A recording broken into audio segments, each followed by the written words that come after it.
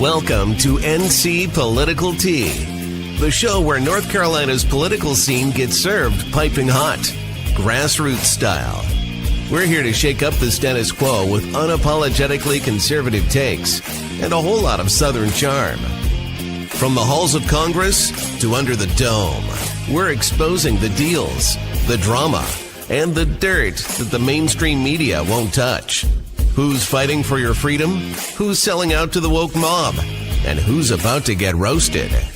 No fluff, no filters, and absolutely no time for spineless politics.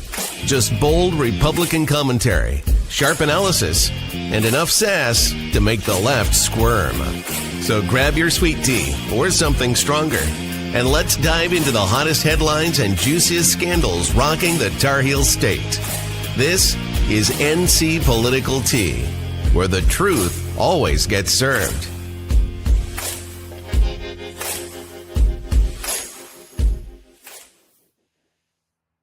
Hello. Good evening, everyone. We're going to have kind of a wild night tonight.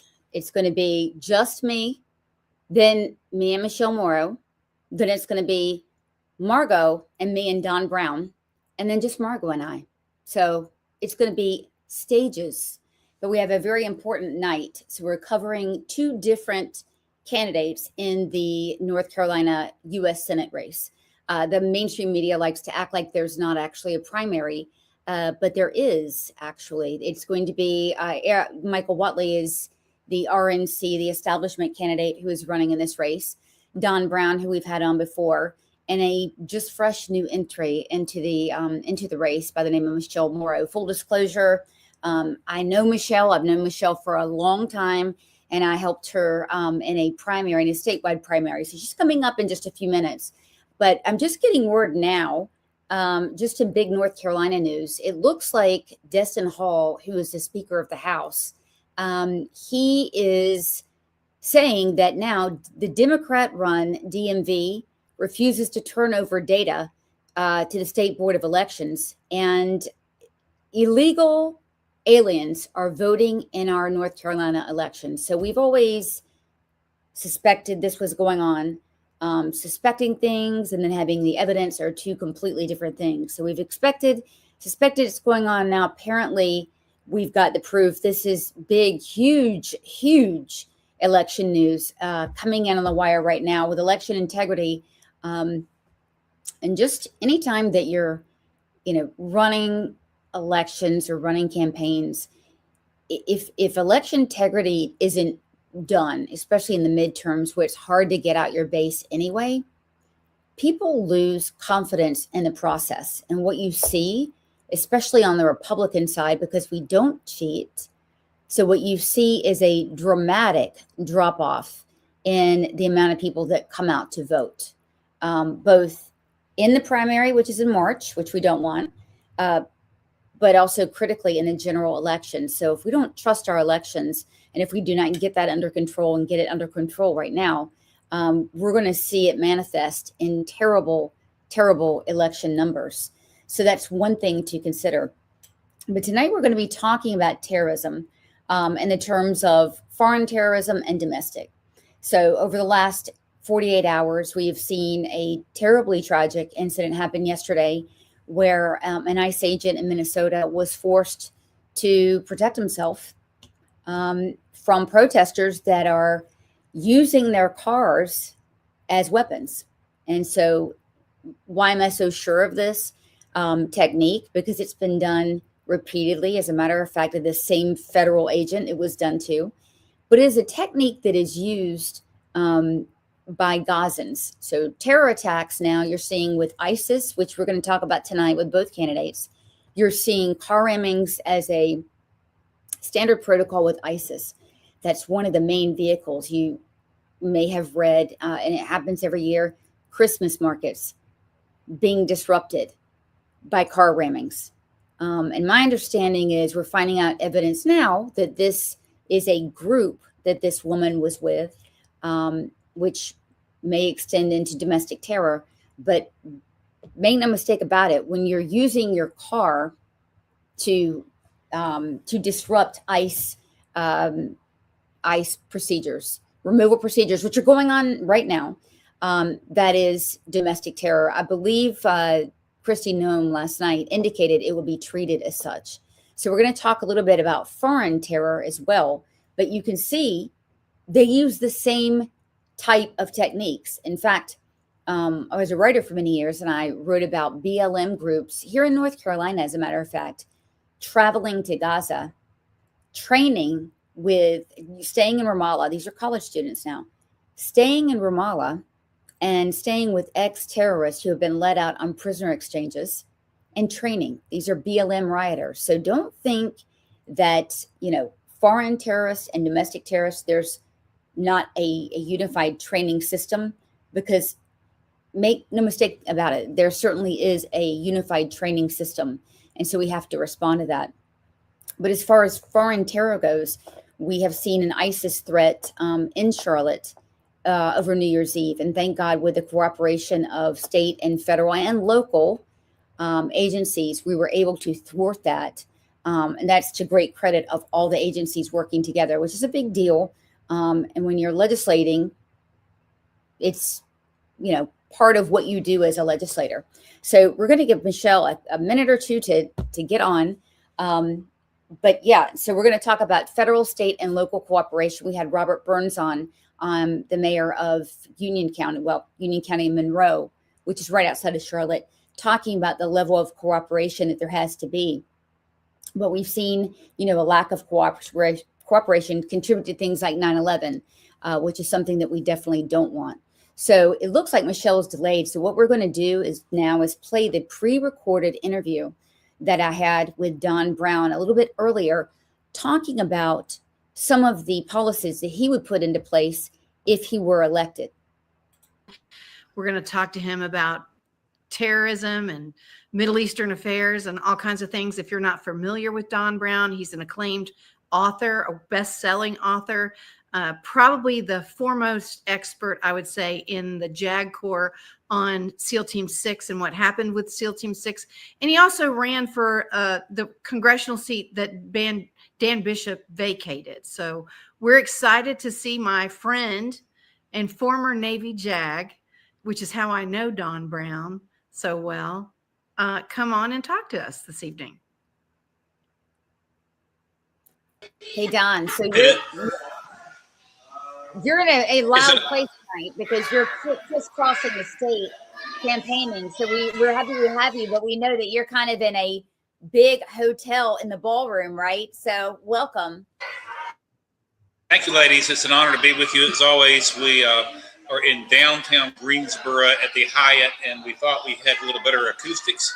I've got like a Little League baseball team or something over on the other side, so we'll do the best we can to manage, but there's life here, and so it could be a lot worse, and I'm grateful to be with both of you tonight.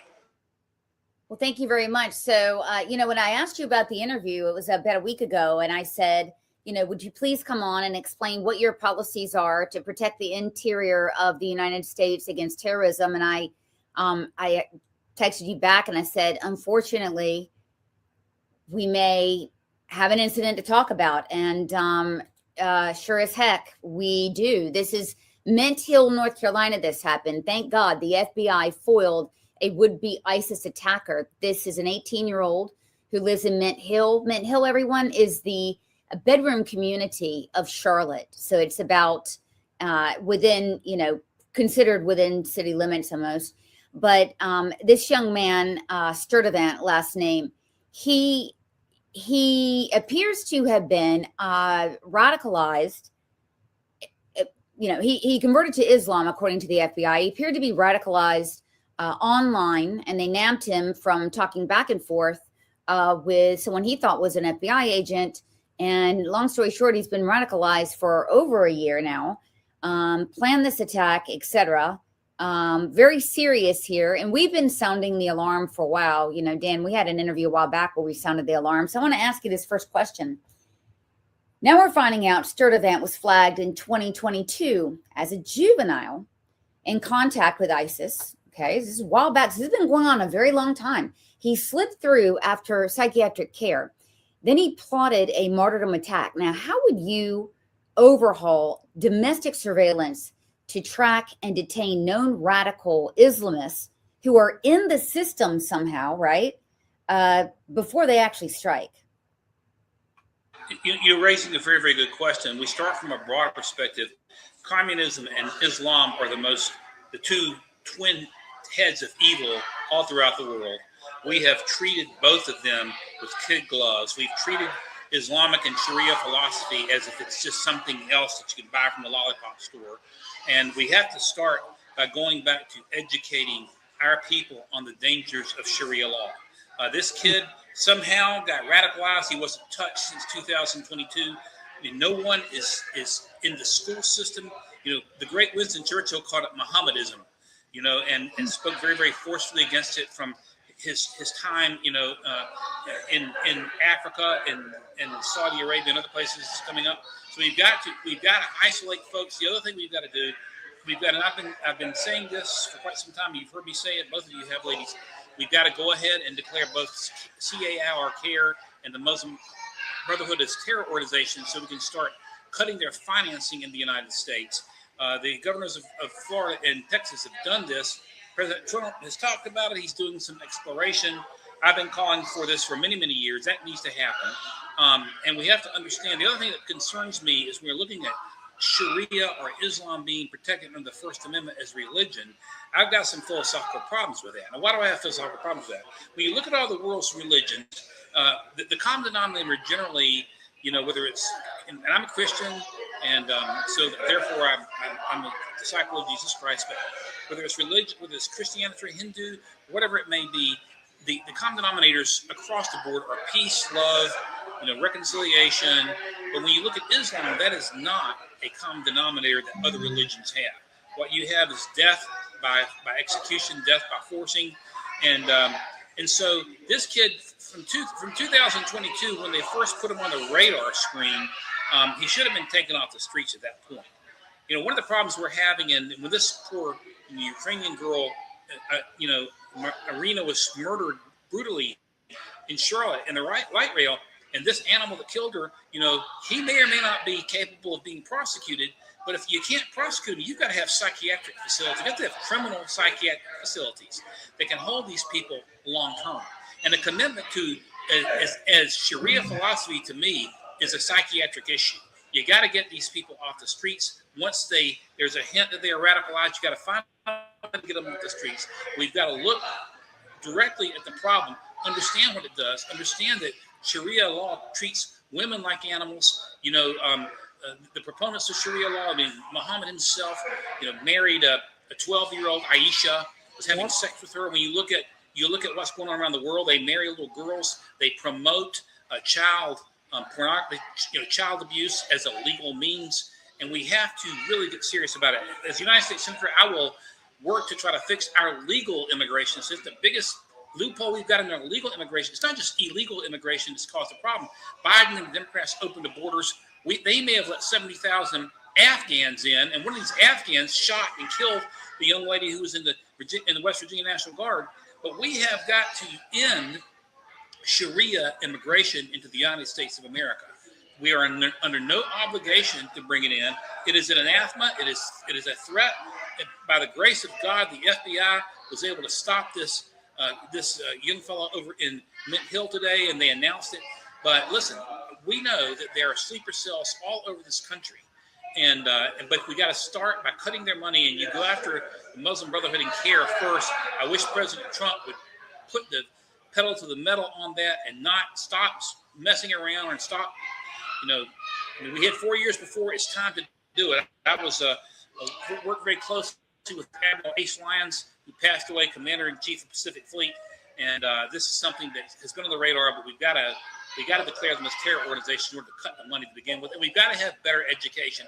We've got to be bold about speaking out against this philosophy, and we have to do it without fear. I didn't need to preach a sermon there, but you got me uncorked, Sloan. So that's the way I feel about it, and that's what we got to do. It's an emotional issue, Margot. Well, the other thing that we really have seen is through this whole thing with the FBI thwarting this New Year's Eve jihadi plot is the undercover work, but it also highlights a reinsurgence of ISIS threats toward American youth. What aggressive foreign policies would you back to crush ISIS overseas and stop their influence here? When you can make a tie to ISIS infiltrating the United States, either through social media or through money or attempting to recruit Americans, as this young man may have been, Sloan used the phrase radicalized, someone was trying to recruit him. When you can make that connection, that is a threat to the national security of the United States. And you use the United States military to blow the hell out of the source. That's what you've got to do. You cannot be, that doesn't mean go to war necessarily, but it does mean if you can tie radicalization, and you can't just stop at the borders of the Atlantic and Pacific Ocean anymore, because you get on Twitter or you get on whatever social media site is and you can see radicalization attempts. You've got to hit them where they are, make it hurt, and you have to move to try to eliminate those sources, even if they're overseas. And you got to do it strategically and tactically. Now, but at the same time, we've got to do a better job of educating our kids. This guy gets radicalized. How does he understand? When you look back at the Nazi Holocaust, Hitler got that idea from the Armenian genocide. The Armenian genocide was the nation of Armenia. The Sultan was killing Christians, 1.2 Christians in Armenia. That's where Hitler got the idea. Why aren't we teaching that in history? We've got to do a better job. The education system's got to do a better job. We've got to do a better job of calling good good and evil evil. And when you have communist philosophies, you look at this clown that just was sworn in as mayor of New York. What a travesty. Not one American flag there, sworn in by Bernie Sanders. But we got to teach our kids that they are coddling up to the epitome of evil. These are murderers. They're child molesters. These are misogynists. They hate women. And we've got to do a better job. Alongside hitting them overseas, we got to do a better job of educating our kids and educating some adults too. So, there's 3 mosques around Mint Hill, and I'm going to get to the bottom of which of the 3 that it was, because he, converted to Islam. Converts can be very, very zealous. The thing that I always say, and I think we had you on when Dan was on, Dan Barami, but as you see, men convert to Judaism or Christianity, you're going to see a man of good deeds. When you see a man convert to Islam, you're going to see jihad. Jihad is a very, very important seminal piece of Islamic texts. It just is. And when you talk about Sharia law, that is a legal system that is incompatible with our Constitution. So that's the whole legal system. And people do get confused because they say, wow, Islam, that's a religion, right? Well, it's part of it. There's also the political component of it and the legal component of it. And it is the political and legal component of it, right, that oppresses Muslims first, right? So that's why we see a lot of moderate Muslims killed. And so to take Sharia law and to treat it as law, because that's as it's written, is exactly the right thing to do. And another legal system, that's already unconstitutional. So that could probably be done. But we're going to get to the bottom of where the mosques are, because something has to be done about that. So I'm going to skip. Actually, I was going to ask you another question, but I'm going to skip to the one I really want to ask you. Would you advocate for increased NSA collaboration with the FBI, for instance, to conduct warrantless surveillance on foreign MB operatives, which would be CARE, obviously, would be on campus, the AMP and others? Would you be up for calling for more surveillance on these operatives who are contacting U.S. persons and cutting through some of the privacy and speech red tape to prioritize national security? It's a great question. The answer is yes for those organizations. We have to take we have to take care to make sure that American citizens on the other end of those conversations are having their Fourth Amendment rights protected. But even if, here's the thing about it, here's the balancing act here. If an American's Fourth Amendment rights get violated, the exclusion doctrine, can keep certain evidence out. But if you've got a foreign operative, who is intent upon, but not a foreign operative. This would be a foreign operative contacting a U.S. citizen. Right. That would be it. So the subject would be American, And what would trigger that, for my question, is contact from a known MB group, one of the Yeah. 19 groups. Right. Right. No, if it's a foreign terrorist organization, and some groups that should be designated as a foreign terrorist organization, that puts them in a different category. So yes, I'm okay with that, because once they're designated as a foreign terrorist organization, the State Department and federal officials have made the determination they are a direct threat to national security, and many of these are Sharia Islamic based as well. So that designation is the key to it. Once that designation occurs, I'm okay with it. Again, I mean, I would rather have that. And if there's an inadvertent Fourth Amendment violation, then the American citizen, can argue for suppression of the evidence. But when you're getting to a thing like the thing that almost had happened in Charlotte over the weekend, who knows what happened? They banned guns in England, but look at what's happened with the murder rate with knives. There could have been an absolute catastrophe. Car rammings, hammers, knives. And by the way, this is where I'm going to stand on my soapbox and say, this is why we need permitless carry in the state of North Carolina now. Absolutely. Absolutely. Only criminals obey gun laws. And then be clear, we're, as a peripheral topic, the North Carolina system of having to get concealed carry is a direct violation of the Second Amendment. The right of the people to keep and bear arms, and the key phrase is shall not be abridged. But I fully agree with that. But this kid could have carried out a mass attack, even with knives, and killed a lot of people right here in Charlotte.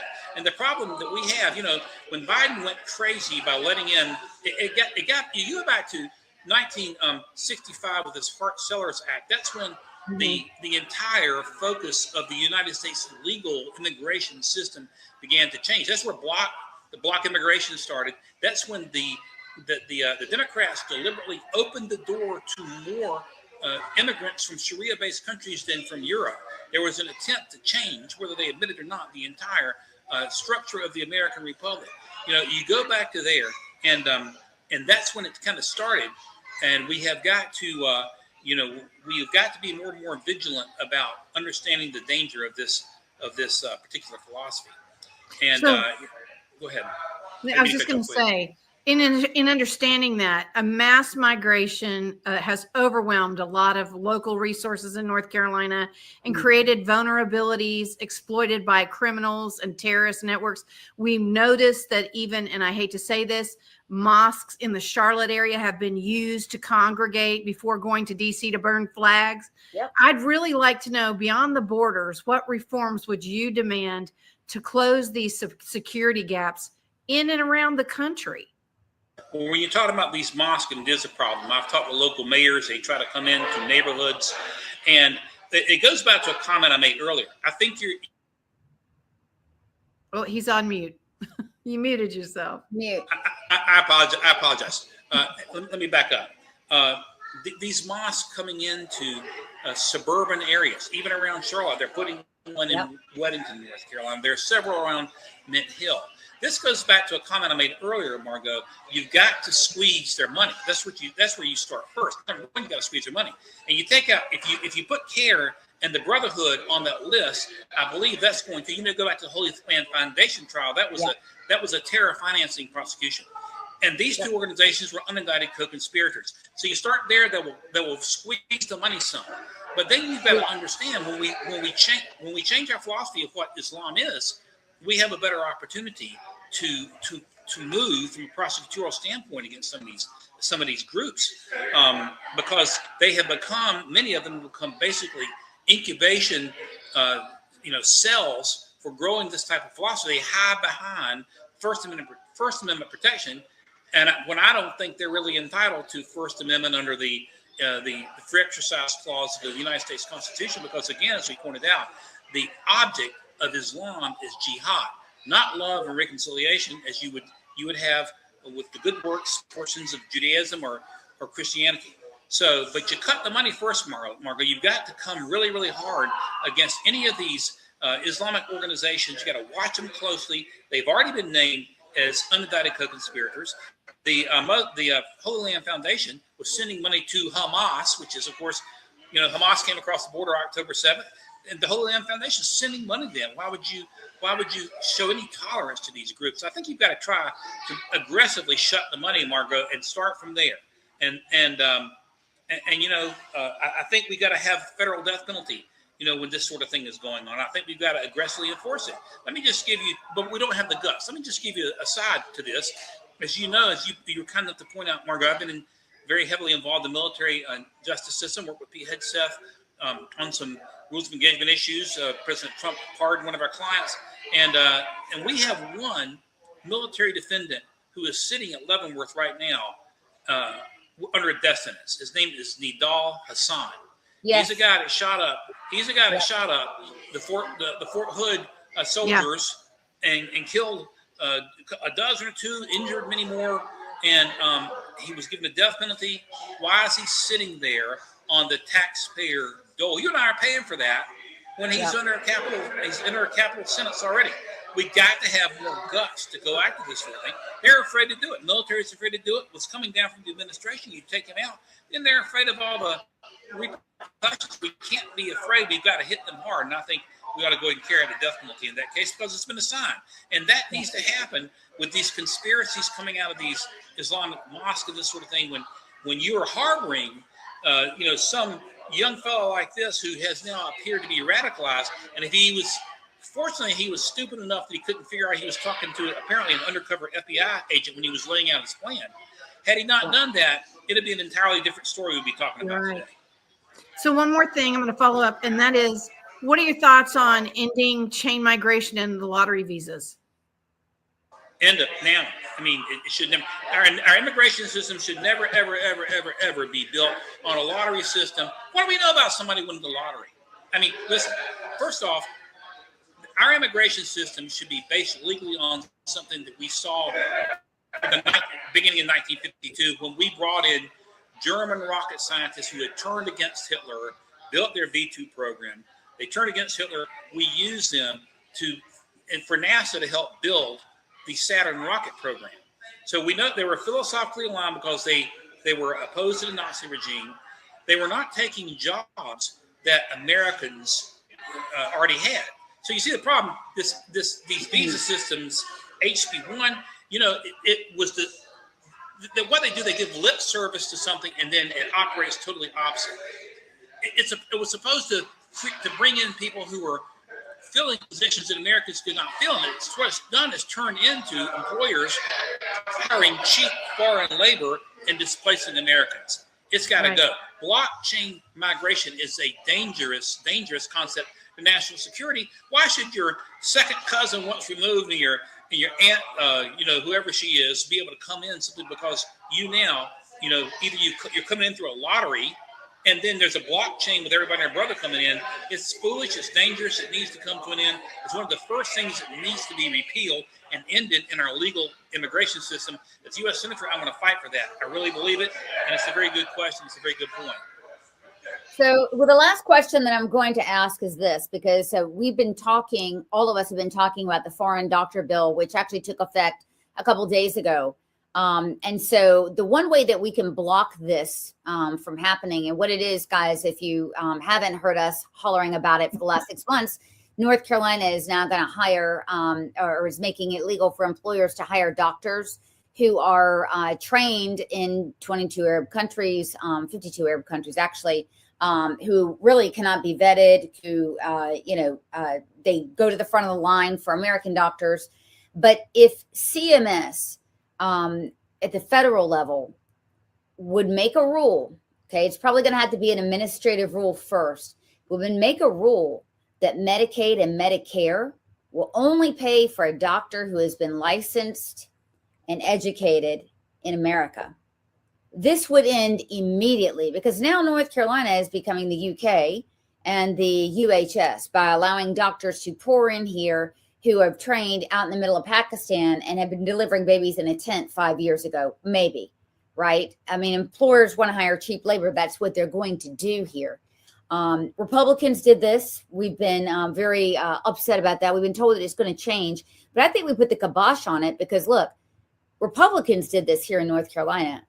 We know that Democrats are going to get that idea all over the country now. and we need a federal level fix. What should we do? Well, I think your suggestion of having CMS issue regulations that would prohibit any of these foreign doctors from being able to get paid, or from the entities that are bringing them in.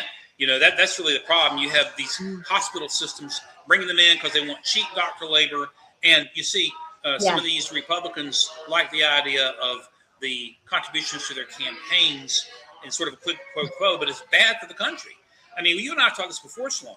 I mean, aside from the fact that you don't know the quality of care that you're getting from some doc that's been out in the Sudan and living in a tent for the last 4 years, hasn't been practicing, aside from the dangerous sub-level quality of care, you've got the philosophical problem of, again, going right after these Islamic nations.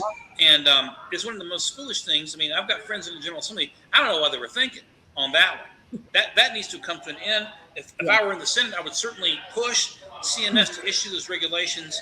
And I think, again, this is an issue. This is a federal immigration issue. And the Constitution of the United States gives Congress the power to set rules for.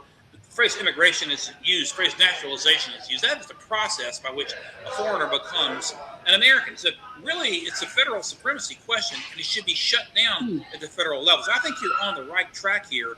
It's very, very dangerous.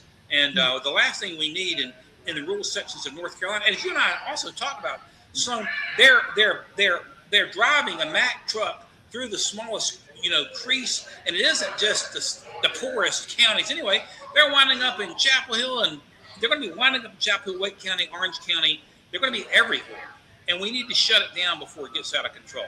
And it's interesting because, as an aside, it was just last week the U.S. House passed the bill to stop this child mutilation by gender transforming surgery, which is again off the charts evil and unfathomable. The Biden administration, the same, prosecuted this doc down in Texas for blowing the whistle on the practice that was going on in Baylor.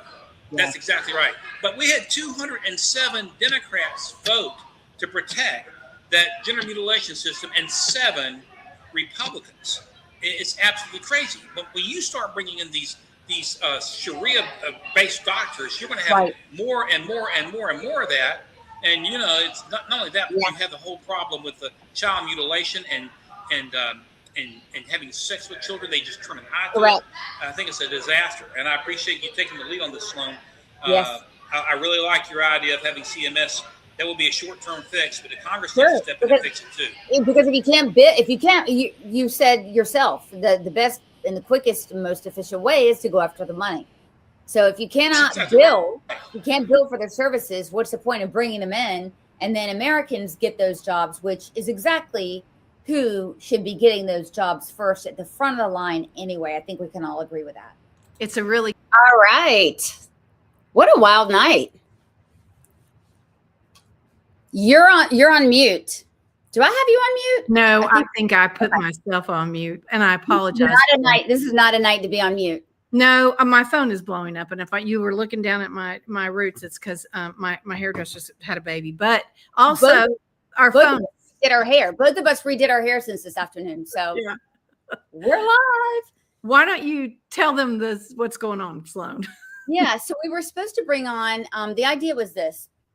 Is to have, we have U.S. Senate candidates running in the primary. You and I have talked about this, the real way to separate the wheat from the chaff is to have a good primary candidate represent you. I don't care if it's your city council, if they have primary school boards, all the way up to Senate.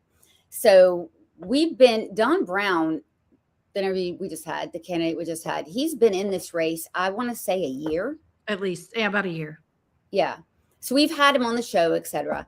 But the last candidate, I think she registered, at the deadline, was Michelle Morrow, a candidate we're familiar with because I helped her in her last campaign. In fact, so did I. Yeah, she won her primary. I managed her campaign, which was unbelievable because we won. And it was when I first came into the campaign, she had, I think she's in the negative. Again, had no money, doesn't have a job. Came in, just at the last cutoff, had to put the whole campaign together myself, but she won and she ended up losing when she went into the general. But wanted to have her on to ask her the same questions we asked Don. And I was just rewatching this from this afternoon. I'm not sure she could answer those. Well, I want to set the stage for myself. I was not going to participate in that interview. We had predetermined we weren't. I was not, because I'm biased. I don't like and would not vote for her. And who told you that you couldn't participate? No one. I mean, we discussed it with her team when we already talked about it, you and I, but her team talked to us. That's right. I told them I was not going to participate because I won't vote for her. Well, and we all recognize, if you've been online and you've said something about a candidate and you're in our role, right? You're dogging a candidate and you're dogger. Well, you didn't. I mean, I'm just saying you've said something, right? It might make them feel uncomfortable. So, we said, look, I was going to ask her questions about this. I mean, it's a good way to showcase her policies. But as we were going on to air, it looks like we've been set up, you guys. Well, so I want to say this. I never said anything other than I'm not voting for you or her. That's all I said. But I do want to say this. People are already asking me, why would I have taken your advice during the superintendent of public schools race? And here's what I have to say. She was the best candidate at that time. But there have been things that have occurred since that time that I would not vote for her. So yes, you can change your mind. Well, many people feel like, in fact, an overwhelming majority of the grassroots feel like she got into this race to take away and to hurt Don, the candidate you just saw, because it was between Don and Whatley. And I tell you what, with very little money, because Don has worked very hard. He's an established, how many books has he written on national security? 12 or 13. Okay. So, and he's worked hard. Michelle just put her name in the hat as a spoiler. That's what everyone thinks. There's a lot of anger towards her, but I wanted to give her the benefit of the doubt tonight to get her to talk about domestic terrorism, really domestic and foreign terrorism. But here's how she responded. She set us up. Okay. So she said she's boycotting us and she's very upset. Okay. Christ is king is retards. Well, I'm going to explain this. She's very upset that I'm upset with the vice president, TPUSA, and I'm going to explain that. Well, before you do, can I just say, I find it very interesting that she's taken the position about Charlie Kirk and TPUSA, because I personally have attended every America Fest for the last 6 years. I've never seen her there, first of all. Secondly, I've also worked with TPUSA in North Carolina, and I don't recall her asking for help from them. But that's just my opinion. Well, I find this Christian thing, first of all, evangelical Christians are, who we coalesce with all the time. I work with them, etc. They're on the National Task Force Against Anti-Semitism with me. So it's preposterous. And I find very dubious that she's trying to malign the Jew here. Very weird what she's doing. She really came after you. Let's be honest. Coming after me. And I find this really weird, this Christian thing, because look, everywhere I go for a year, people have been asking me if she's dating her campaign manager, the same one she has now. They've mentioned it. We've seen them travel together. I know she's getting into CPAC together, and I think she had her arm on him. Like it was weird. It was weird. It was. I know many people that have been concerned about that and have approached her about that. And so I don't know how that, if that is in fact what's going on. That's the perception. And I have to tell you, we have a very Christian base in this state. Thank God for it. And they have come to me and asked me about that quite frequently. So, but I didn't use that as an excuse, by the way, what I had heard. I didn't use that as an excuse to say, well, we're going to boycott her, which is what she decided to do with us, which is weird. Well, listen, I'm not married. People that don't know, I'm divorced. I've been divorced for like 30 years. 25. Wait, listen, here's the thing. Yeah. When I had kids, young kids, I was concentrating on my kid, not politics, not everything around me. I was trying to work my ass off so my kid could get a PhD. Just me talking. Well, since it's been made personal, I feel like, I'm open to being about that. And since it's this, she's not coming on here and she's using this as a pretext that she's a Christian, I guess, and I'm not. She's a Christian, therefore she objects to me objecting to certain Christians that she's for. That's kind of what's going on, is that there's this big conception that she's a spoiler in this race. There's a conception that she's maybe not doing these right things. And I just want to get that out there. Now, as far as TPUSA, yes, I have been very upset with TPUSA, and I'll tell you why.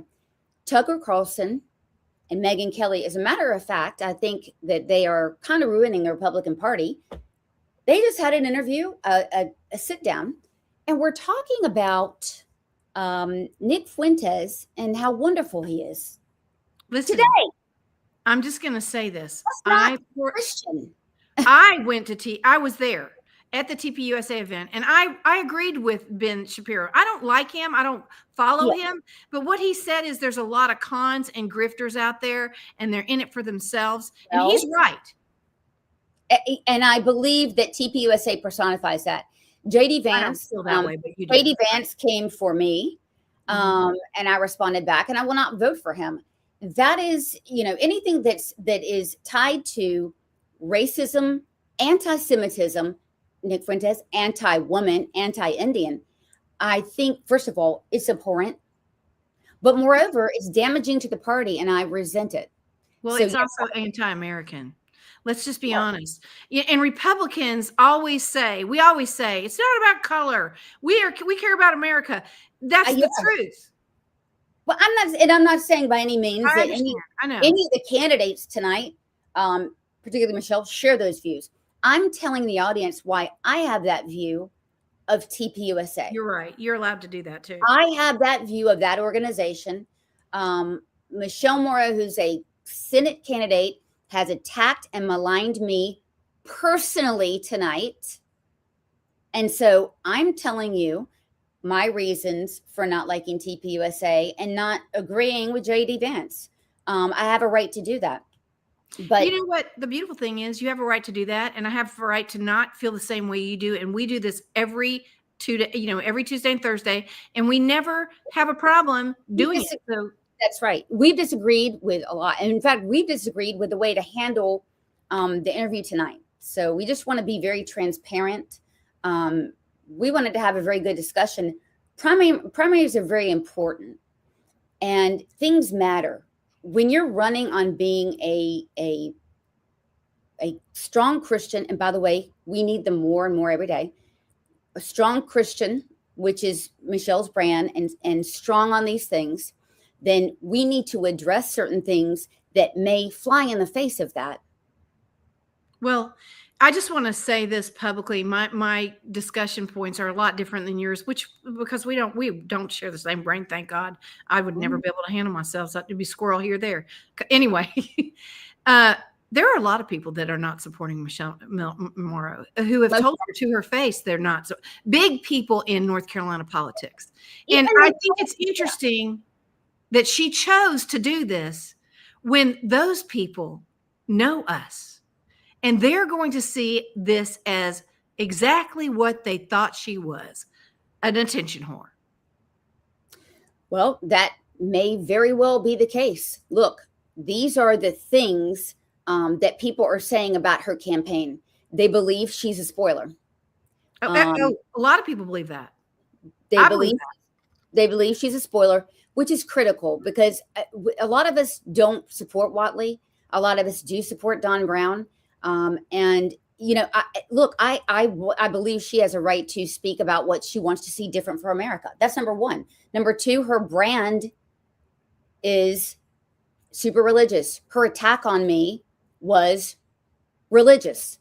And so we have to get out. Christian is what her attack was. Yeah. We don't know what's going on, but these rumors, these allegations, etc., they matter, because believe you me, when you get to face off with Roy Cooper, you damn right clear the air.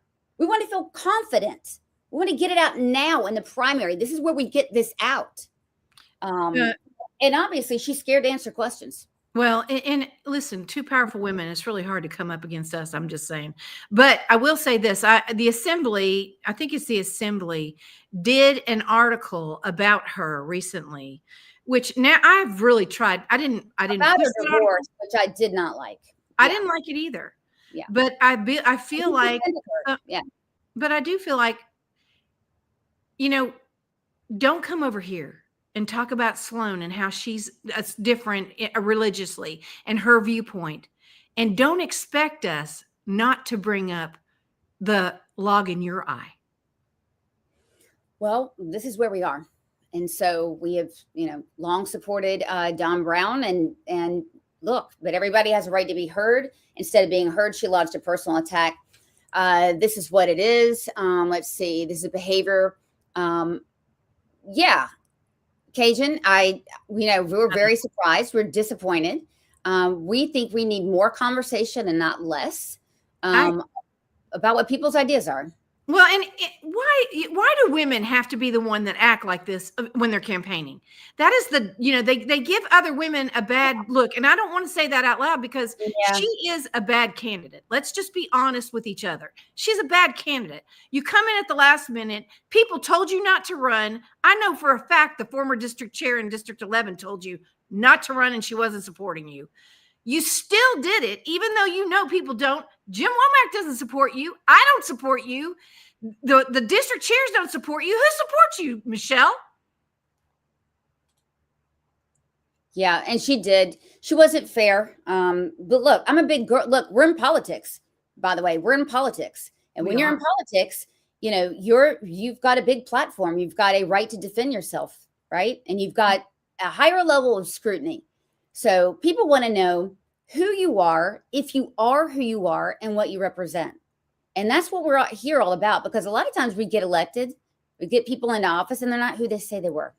Well, she's not who she says she is, just by that attack. It's not just attacking you, Sloan. She might as well have said the Jews. I'm sorry, but she might as well have said it. Yeah. She doesn't realize there's a lot of people that feel like you. Well, again, I feel it's unfortunate. Again, this is what it is. She decided. She set us up. She set us up. It's true. I'm not saying anything that isn't true. And so she is absolutely misrepresenting what I said. She's doing it by choice. This is the way she decided to act. But anyway, we're going to go on with our show, because we've got very, very big news. This came out yesterday. I think this came out yesterday, or actually today. No, yesterday. We weren't on. Yesterday. So we have been talking about judges who are super far left. Most of them at the district and the Superior Court level are elected, but the governor appoints a lot of them also. Especially in situations where judges retire early, they get sick, things happen, especially in those situations. Yeah. So the North Carolina Court of Appeals just slapped down an attempt for Josh Stein to get some executive power that he doesn't have. And in a 1-2 decision, the court ruled that he does not get to monopolize the appointment power in the state government, and the legislature doesn't exist to rubber stamp a governor's wish list. Duh.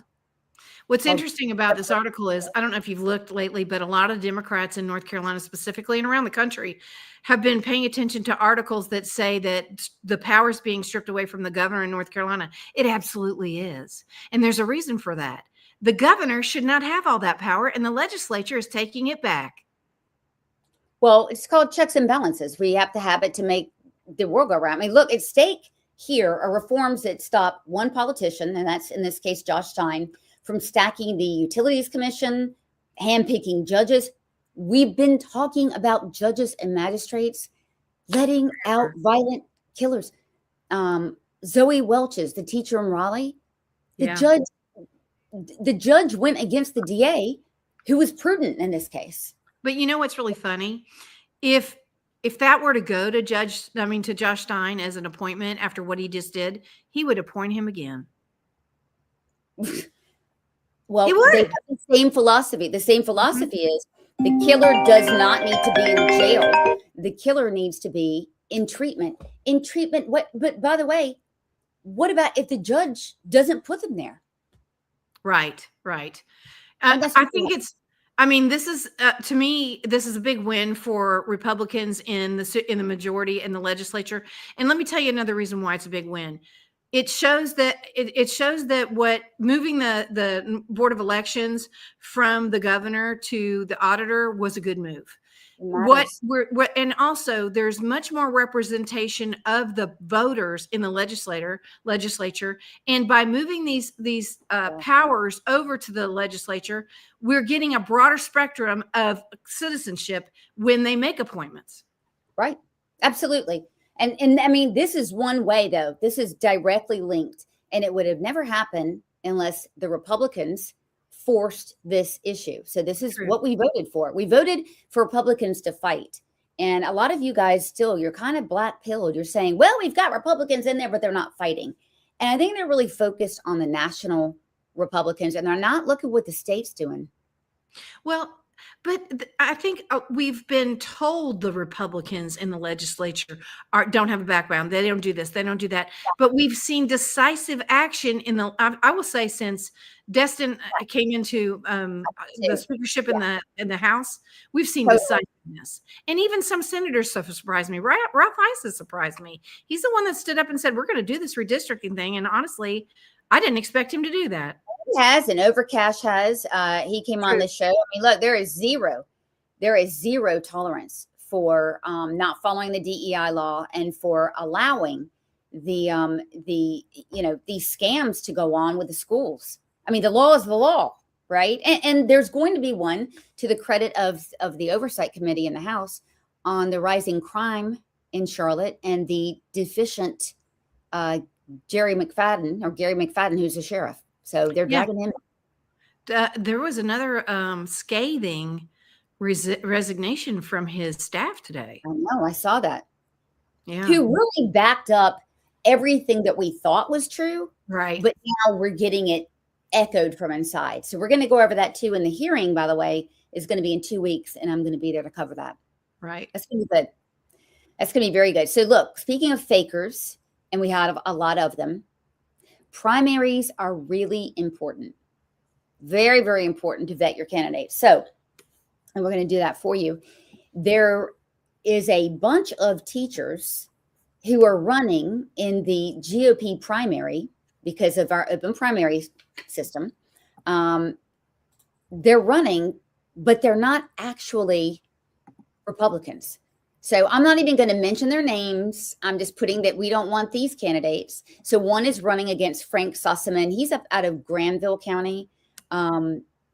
He served one term and he barely lost this one, but he's coming back. He's a reverend, great guy. So he's got one who's a teacher, Mike Sheetslitz. We have struggled pronouncing his name for a long time. He's got a teacher running against him. Setzer he's out of Forsyth, a combination of. He's in Henderson County. Is he? Okay. I didn't think that's who he's running against, but I don't know. Yeah, but that lady is in Henderson County. Okay, in Henderson. Okay, Cotham's got one in Charlotte, wanting to give her a hard time. Balcom has got Chris up there, who is again. These are teachers. A couple of them, like Chris, who's running against Balcom. I believe he's a doctor, a PhD. He was a band director.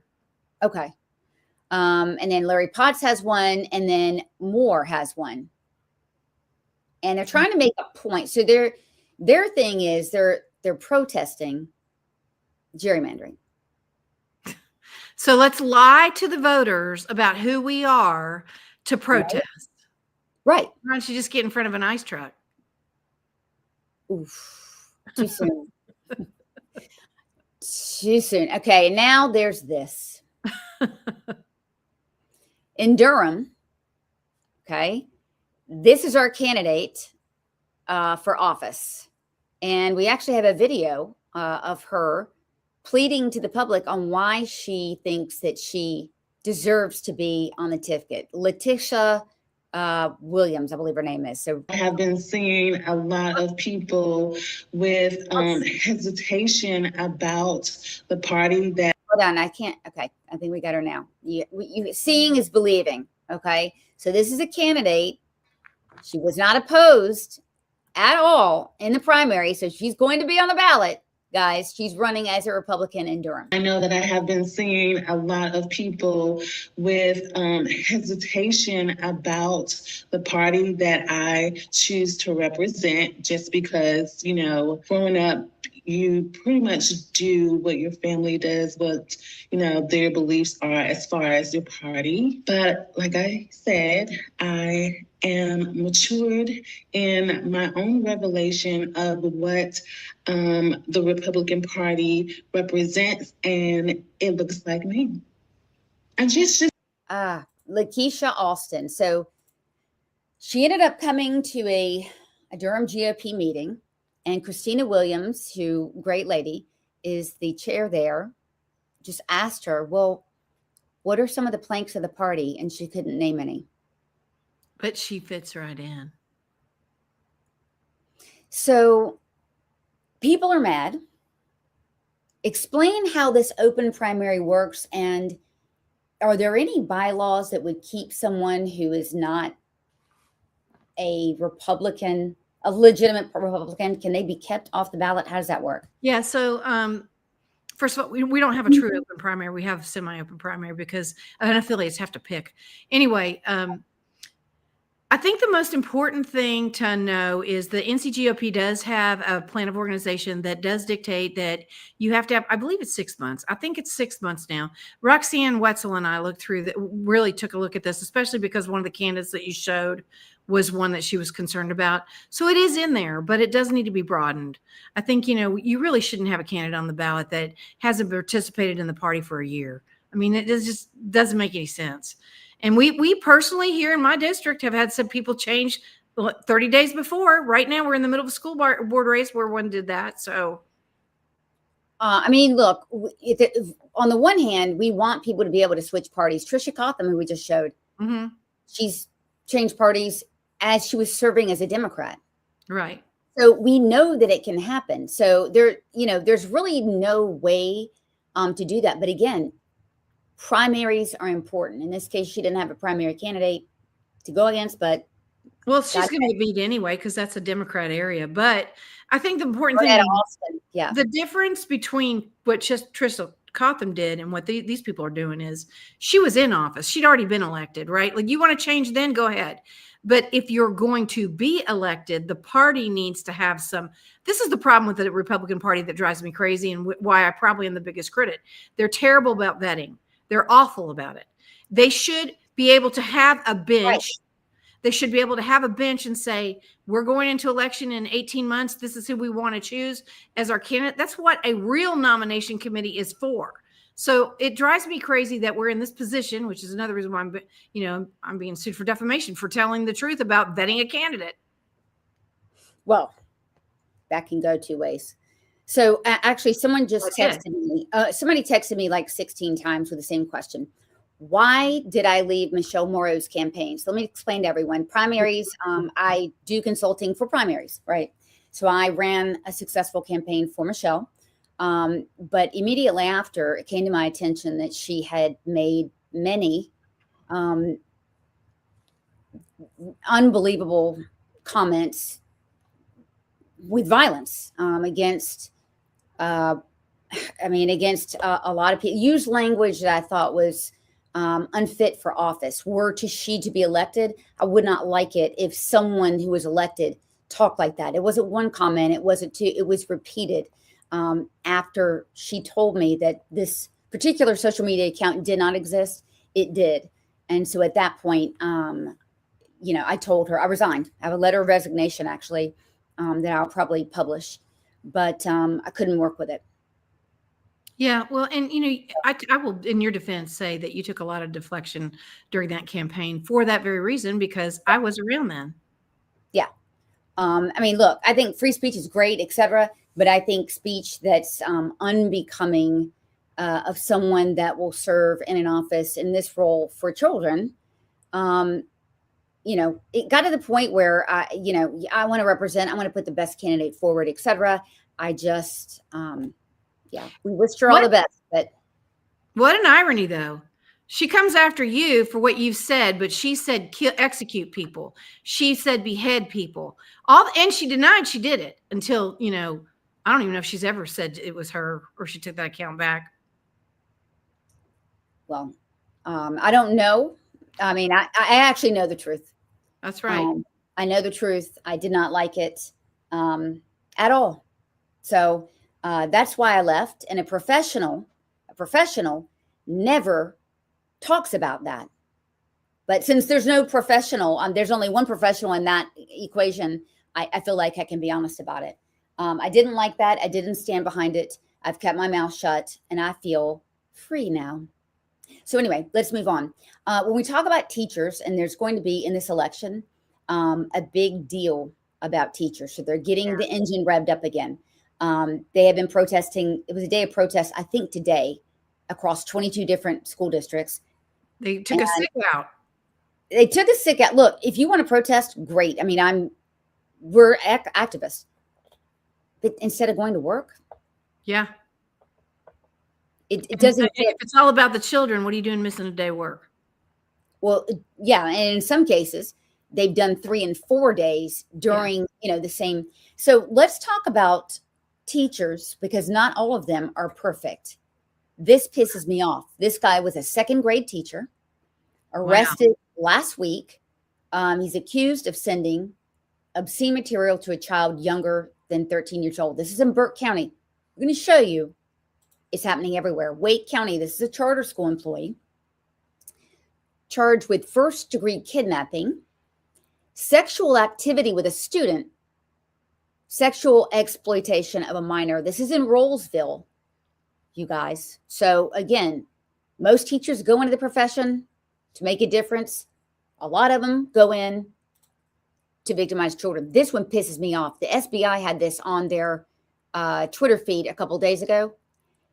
I am trying to find out if this is an undocumented migrant, as the Democrats call them, charged with 1 count of felony 3rd-degree sexual exploitation of a minor, high school teacher.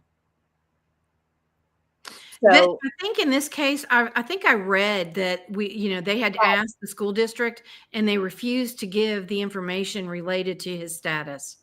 Right. So we don't know yet. But this is, demons lived amongst us. And I'll tell you, I've been lucky to have all my kids' teachers have been great. And I think most of us have that experience. But I'm telling you, hell on earth if something like this happens to you. Wow. So, yeah. So we really need to, don't believe all teachers. You need to trust but verify. So the last story we've been following, I know this is near and dear to you. And let's talk about what happened. Okay, this story is near and dear to me. There was a court case, and it ruled against opening the records for COVID, the COVID research that was done by Ralph Barrick at the University of North Carolina. But the university has agreed to give those records over to the North Carolina legislature, a specific area in there. It's like a government research entity, or they're going to take a look at them. And I believe that because Republicans rule the House, and this is under Destin Hall, who actually commented on this, I believe we're going to get to see those. Yeah. And this has been a game. I know that some colleagues of mine, some journalists, have been trying for 2 years to run down this information. And I will say this, the General Assembly 2 years ago stuck into their budget a clause or a law actually, that allows UNC to hide their what they think is proprietary information. Mm-hmm. Now, that was upheld basically 2 days ago. The appeals court came down and said, okay, we're going to let UNC call all this stuff proprietary, and they don't have to give it over. Well, they didn't. They did it voluntarily. Really, they to the state, only because they know they're going to lose their funding if they don't. Well, that's good. So that's, again, we do have so many instances of particularly House Republicans doing exactly what we wanted them to do and fighting, because you've got, this fight for transparency. You've got the fight for accountability in the DEI in the schools. You've got public safety as well. So I'm happy. I'm happy too. I mean, this is, to me, I believe we probably won't know quickly, but I'm sure we're going to know soon. I mean, and quickly to me means you're not going to get that in the next 6 months, but I believe before the year is over. And I wouldn't be surprised if that group works with the federal government and gives some of that information to the feds after they vet it. I'm surprised that under the Trump administration and under RFK, this isn't already going in place. It probably is behind the scenes and we don't know it. Yeah. Well, the last thing I do want to mention is the whole food pyramid has finally been redone, and I'm very excited about it. Butter. Bread's at the bottom. Bread's at the bottom and proteins are at the top. I have to tell you guys, and I really believe in this. You need 0.08 grams or 1 gram of protein per pound that you weigh. Okay. Well, it's tough because it's expensive. It is. Well, what's really good about this is Dr. Berry was right. And we had him on the show. We have to replay Dr. Berry. Yeah. We should replay that, because now that the food pyramid has been inverted, I think everybody should hear Dr. Berry talk about it. I just texted you this morning. Okay. I know. Because and I'm going to brag on myself right now. I have been doing something called rucking. It's ridiculous. I started it 10 months ago. I mean, you were asking me why the hell I was doing it. Scott Dressler's doing it. I'm up to 35 pounds, 70 minutes at a time, walking up hills 5 days a week. So I've gone, I sent it to you. My heart rate is at 54, resting heart rate, and blood pressure. Did you find that? Oh, I haven't looked for it, but I will. Dang it. In a second. I really have to. The doctor was like, what in the world are you doing? And what's interesting is you can still talk while you're doing it.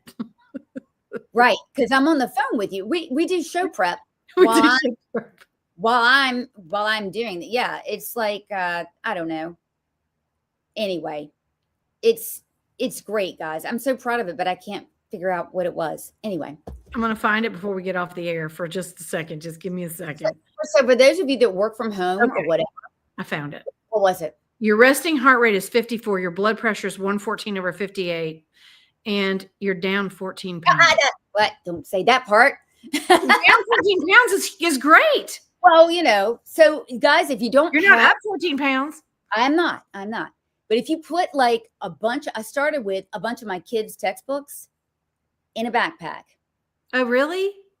Then I put on my favorite podcast and I just walked. Started with that.